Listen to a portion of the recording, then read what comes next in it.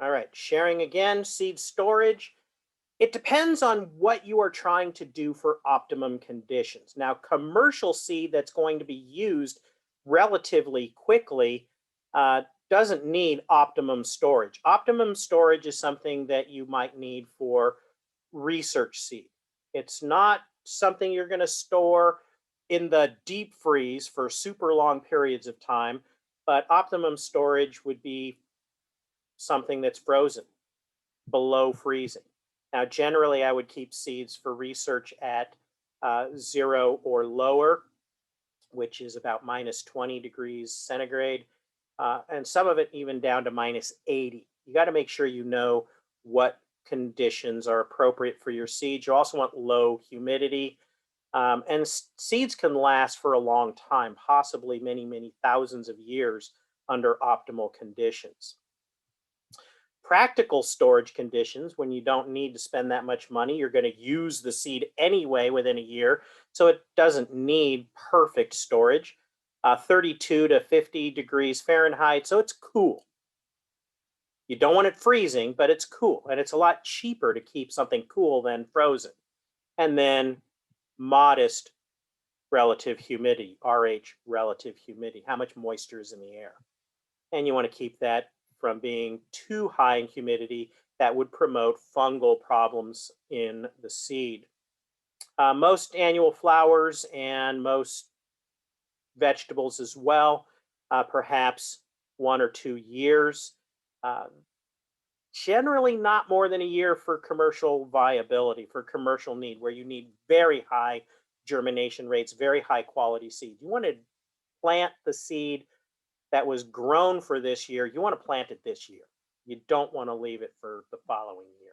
But you can, it's just not as optimal for a commercial production environment. Woody plants can last much longer, maybe 5 to 20 years. And there's a plant, a flowering plant, that has been known to last. Actually, the record now, I think, is over 10,000 years, not just 1,000 years.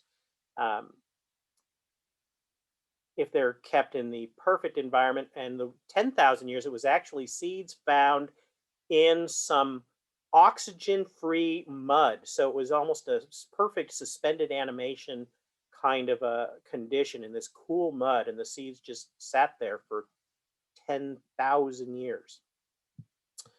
Permanent storage can be down even below that minus 80 that I mentioned. I've never done cryo storage. This is where you're putting something in liquid nitrogen or something like that, where you're super, super freezing it, and very expensive. Maintain those kinds of temperatures. And it's only done for some extreme research situations. Here's a picture of the lotus plants. Now, the 1,000-year-old seeds, that was the plant that I was talking about. Germination. Germination is a simple question. Is the seed alive or dead? Is it able to grow or not? And so it's a test for viability. Viability means, is it viable? Is it alive? Can it grow? It's not a question of how healthy it is. That's a different test called the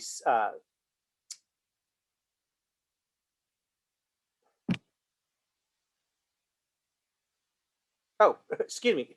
That is the viability test. Germination, no.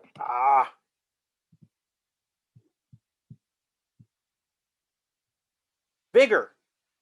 That both begin with a V. My apologies again. I'm not going to re-record this. Germination tests are often including the second step, which is the vigor test. How vigorous, how healthy is it? And so first, is it viable? The germination is it alive or not? And when I say alive, is it alive enough where it can actually grow? But some seed can be viable. It will germinate and it gets a plus for germination, but it's not very healthy. It's poor viability, or excuse me, poor vigor, poor vigor. Vigor is the level of health. So germination itself is just a percentage. So you might do 100 seeds, and then you directly have the percentage. If 99 of the seeds germinate out of 100, then you've got 99% germination. Uh, or you can approximate it. I could do 50 seeds and multiply the number by 2. So if I get 40 out of 50, well, I've got 80% germination, etc. But it depends on the commercial application and why you're doing this. If I'm trying to report this for a commercial sale of a large lot of seed to a farmer, I need to do official, accurate testing. And there are guidelines for that I'll talk about later. There's something called tetrazolium or TTC. And the tetrazolium uh, chemical will actually dye the tissue if it's alive. And so you can use tetrazolium to test seeds for viability. And I won't get into that here, but it is a very good use, and there is a reading on that. There's ways you can enhance the percentage of germination of seeds, um, possibly by the very beginning, the quality of the production environment for that seed. Did you have the proper humidity, fertility, disease-free environment, everything that it needed where that seed was grown healthy and happy? Then, how did you harvest it and treat it and clean it and store it? So the initial quality from growth and the storage conditions that you used after harvest, all of those are very important. And then there's something called seed priming. And priming a seed is when you add water along with possibly some other chemicals in order to start the germination process. Because seed is in a situation where it's called quiescent. It's quiet, it's sleeping, it's just waiting for the right conditions. I go to the hardware store or the garden center and I buy a packet of seed. They're not doing anything. They're just sitting there. They're not growing, but they're alive. They're viable. Why aren't they growing?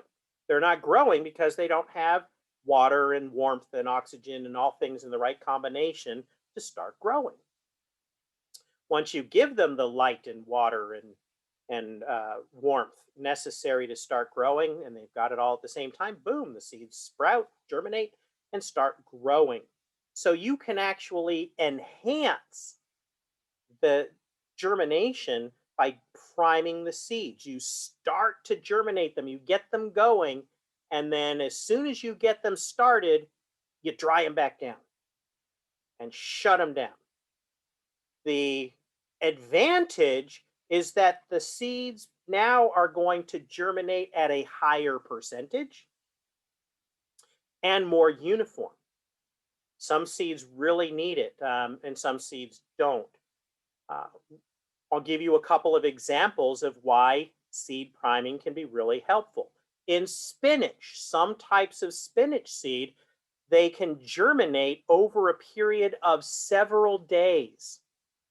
So this one seed got the water in very quickly. It started to germinate, it started to grow, and it gets a 3 or 4 or 5 day head start on this seed.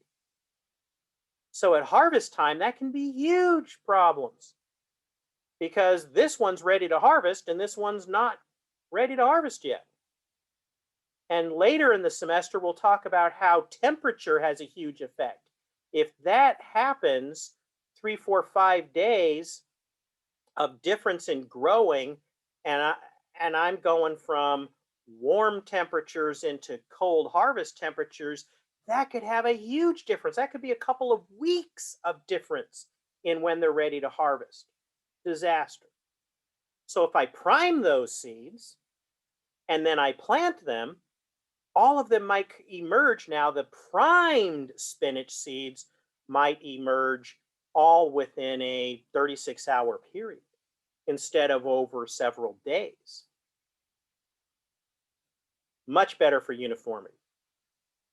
Option number 2 that I've had to deal with, lettuce. Lettuce has a heat dormancy. If it's too hot, some of the seeds won't germinate. Some will, some won't. So let's say I'm in Yuma, Arizona. And while I'm in Yuma, Arizona, the um, the fall planting, it's 110 outside.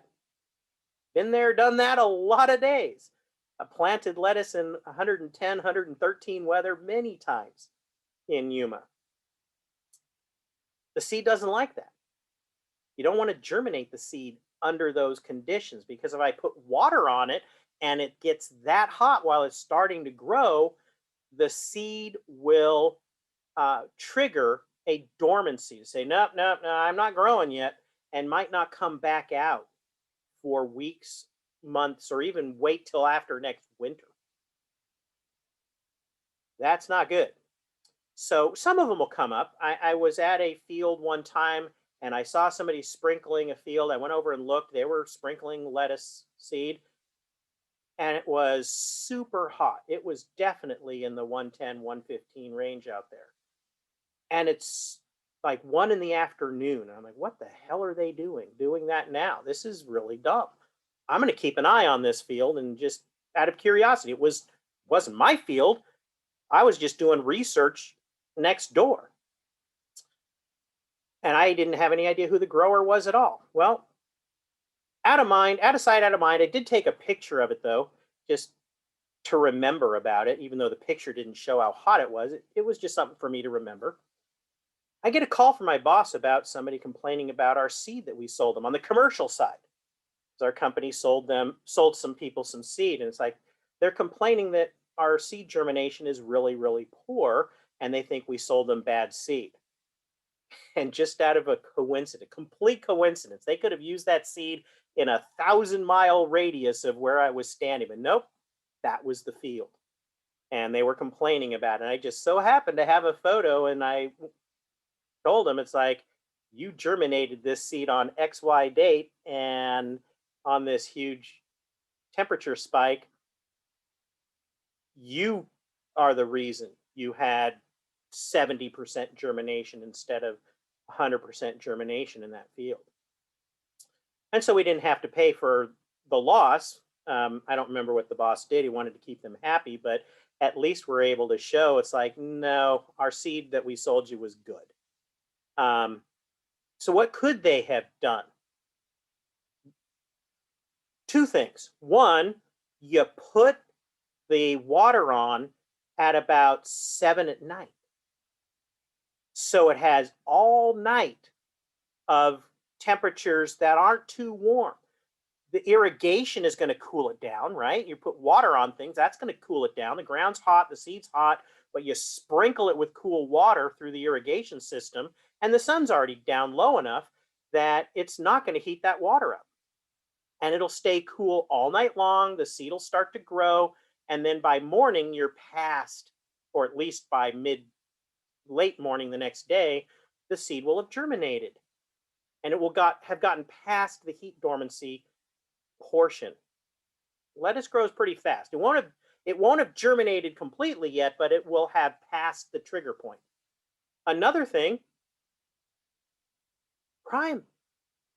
If you're worried about heat dormancy, and I'm going to plant in Yuma, an extra kind of protection, prime the seed first, because priming pushes that seed past heat dormancy triggers. So now when I plant it in hot weather, it's going to come up, and very, very few seeds will be affected by the heat unless it's really, really bad. It's 120-degree day. Maybe you'll still lose some, but germination can be very, very valuable. And those are the only two examples I'm going to bother giving. Shoot.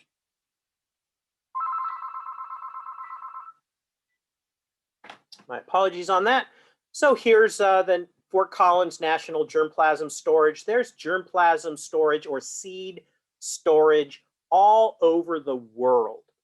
And different places specialize in different kinds of seeds that they focus on. UC Davis has, for example, the tomato collection, the largest tomato collection in the world, among other things. And there are places in every major country in the world. And so here's some cryo storage. You can see the very cold conditions in the cryo storage tank. This is some sort of research seed. You can see he's wearing gloves, and this is probably something that's a -20 walk-in freezer. Um, this is a vigor test. All of these germinated on the left, but out of all of those, a couple didn't germinate. Only two. This one here germinated, but just barely. Look at the difference in uniformity and vigor.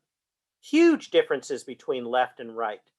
So that's really important to not only sell seed or grow seed that has good germination, but it also has to have good vigor and uniformity. Now, even this is pretty pathetic uniformity for some things. For some flowers and spinach, perhaps this is definitely not spinach, but for some plants, this would actually be pretty good. For lettuce, I would say that's horrible. It depends on the species of plant you're growing.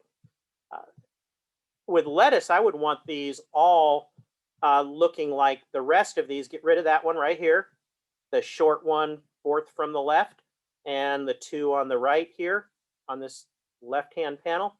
If I get rid of those three, that would be okay for lettuce. That would be great for lettuce. They're not all perfect, but they're all pretty close. That one and these two, no thank you. This would be seed that's really doing poorly. Now, I did mention priming already and talked at length about it. There is another word you need to know, osmoconditioning. Now, if you haven't had soil science or plant science or some other science class where they've used the term osmosis, well, you'll get it in this class. But osmo from osmosis is just the way water gets into the cells of the seed. And you're preconditioning through an osmotic process to get the seed started. So seed priming, osmoconditioning, they're the same thing. And you can look here at this chart, the primed or osmoconditioned seed versus the untreated seed. The untreated seed, you're getting stuff starting to germinate after 2 days. And some of the last ones don't germinate until 7 days, a 5-day spread. Versus the primed seed, you're getting stuff starting right around 1 day.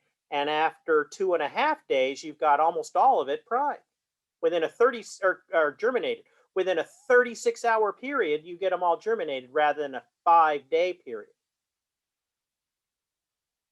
Very, very huge improvement in terms of uniformity, not only of the germination, but the plants when you get ready to harvest. Now, what do they put in these solutions? These are huge trade secrets. Now, there's all kinds of stuff you can find in university papers and published papers about the types of things people use for osmoconditioning. But if you work for a company like right here in Salinas, there's a company called Incotech. They could tell you what they use for osmoconditioning their seeds, but then they'd have to kill you. It's huge trade secret, and very few people actually know their special secret sauce recipe. So even the people who work there and do the osmoconditioning might not know the recipe of what they're doing. They just go through the steps and they get a bottle of magic sauce and they do their work. Because one company wants to say ours is better than the next company. Ours is the best. And the only way you can keep yours the best than the competitors is by keeping it a trade secret. Here's a great example of non-primed versus primed seeds. Look at the uniformity in that. If I was doing flowers or something horticulturally, huge, huge difference. And time for another